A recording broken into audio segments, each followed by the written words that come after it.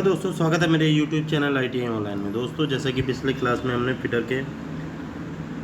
की ये क्लासेस हैं 1000 प्लस MCQ क्वेश्चन की, जो हमारे 10,000 क्वेश्चंस में से इन 1000 क्वेश्चन को हमने निकाला जो हमारे प्रीवियस ईयर के एग्ज़ाम हुए हैं। जैसे आपके फिटर ट्रेड्स है, इसरो, DRDO हो या रेलवे का टेक्नीशियन का पेपर हो जो कि पिछला पेपर हुआ था 2018 में, या फिर आपके UP आर्मिनल हो, Delhi metro, Lucknow metro, UP metro हो। 10 से 15 साल का ये 10,000 क्वेश्चन में से 1000 क्वेश्चन का निचोड़ निकाला गया है।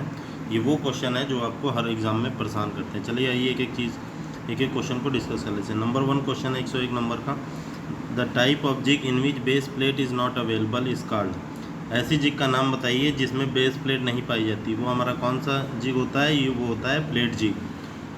नेक्स्ट क्वेश्चन है 102 नंबर का। In a bilateral system of tolerance the tolerance is allowed to. जो हमारी टॉलरेंस होती है दो प्रकार की होती है। जो टॉलरेंस हमारी एक होती है बाइलेटरल, एक होती है यूनिलेटरल। और जो बाइलेटरल का मतलब होता है, बाई का मतलब होता है दो साइड में होती है, प्लस में और माइनस में दोनों ही एक साइड होने चाहिए तभी बाइलेटरल होगी। यूनिलेटरल का मतलब है कि जो टॉलरेंस है हमारी वो एक ही साइड है, यानी कि प्लस में है या फिर माइनस में ही है, दोनों में नहीं होगी। तो ये बाइलेटरल सिस्टम ऑफ टॉलरेंस क्या होता है? Both side of nominal size. कैसा होता है दोस्तों? दोनों ही तरफ होता है, प्लस में और माइनस में दोनों में पाया जाता है। नेक्स्ट क्वेश्चन हमारा, malleability is the property of metal which helps to manufacture. अब दोस्तों दो तरह की प्रॉपर्टी होती है, एक मेलेबिलिटी और डक्टिलिटी। इससे बहुत क्वेश्चन आते हैं, बहुत इंपॉर्टेंट है दोस्तों। हर एग्ज़ाम में मेलेबिलिटी या डक्टिलिटी दोनों में से एक या दोनों ही पाए जाते हैं, ये हर एग्ज़ाम में। तो ये वेरी इंपॉर्टेंट क्वेश्चन है।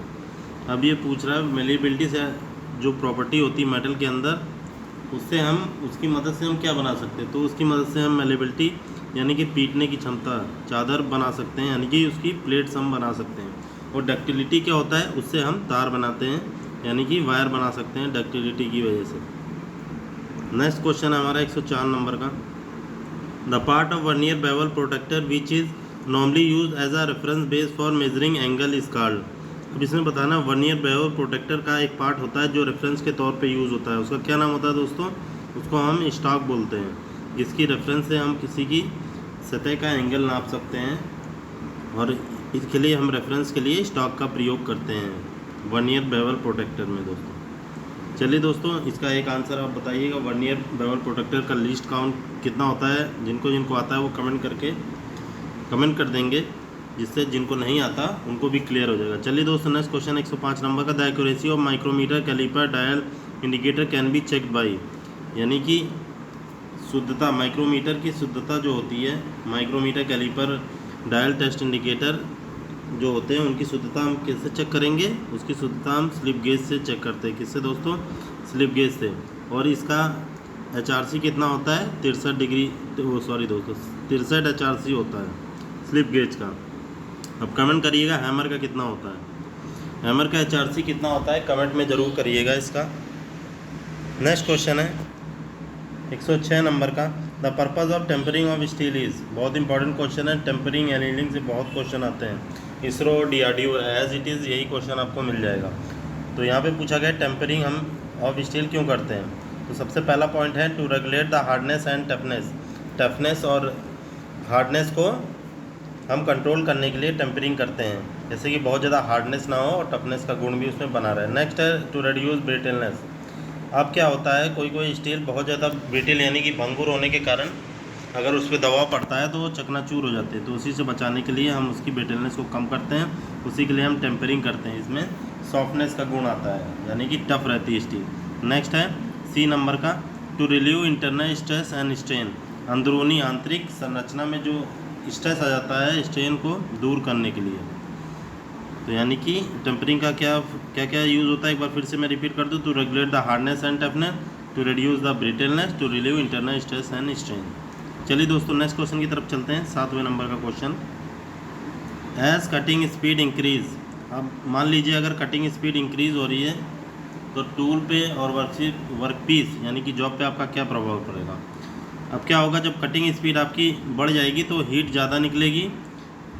किससे निकलेगी दोस्तों? वर्कपीस यानी कि जॉब से और टूल से, दोनों ही से हीट बहुत ज़्यादा निकलेगी। यानी कि कटिंग अगर स्पीड आप बढ़ा देंगे तो टूल आपका ब्लंट भी हो जाएगा और जॉब भी आपका ख़राब हो जाएगा। तो ये इसके दोष होते हैं। तो यानी कि कटिंग स्पीड आपकी सबकी अलग अलग होती है, तो उसी अनुसार आपका उसका यूज़ करना चाहिए। कटिंग स्पीड पे भी वीडियो मैंने बना दी, आप जाके चेक कर सकते हैं। वो क्वेश्चन आपके एग्ज़ाम में आते हैं, मैंने 5 से 10 मटेरियल का बताया, आप उसको चेक कर सकते हैं, वही क्वेश्चन आपके एग्ज़ाम में आएंगे। नेक्स्ट है मोस्ट टेपर कितने नंबरों में मौजूद रहता है। तो मोस्ट टेपर जो होता है वो 1 से 7 नंबर में मिलता है। किस में मिलता है दोस्तों?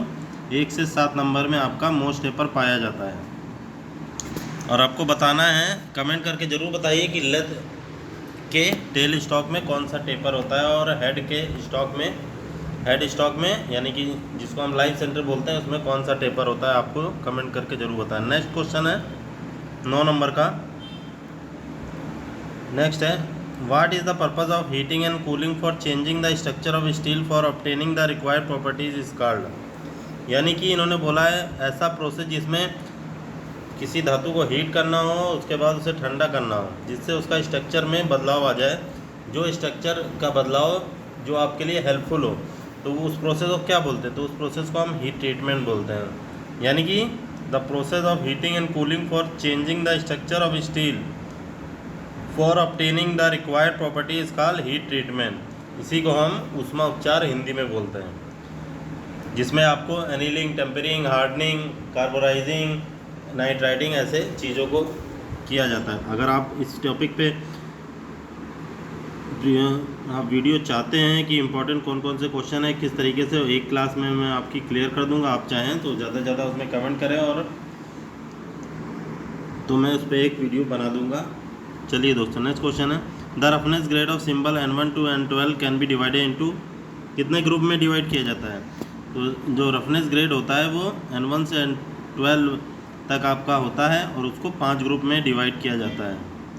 कितने ग्रुप में दोस्तों? 5 ग्रुप में। अब ये कौन से 5 ग्रुप हैं ये मैं आपको नेक्स्ट वीडियो में बताऊंगा। N1 से N12 तक उसको माइक्रोन्स में नापा जाता है। चलिए दोस्तों, चलिए फ़िलहाल आज के वीडियो के लिए इतना ही। वीडियो अच्छी लगी तो प्लीज़ एक लाइक और चैनल को सब्सक्राइब कर लीजिएगा। चलिए मिलते हैं नेक्स्ट वीडियो में। ओके, जय हिंद।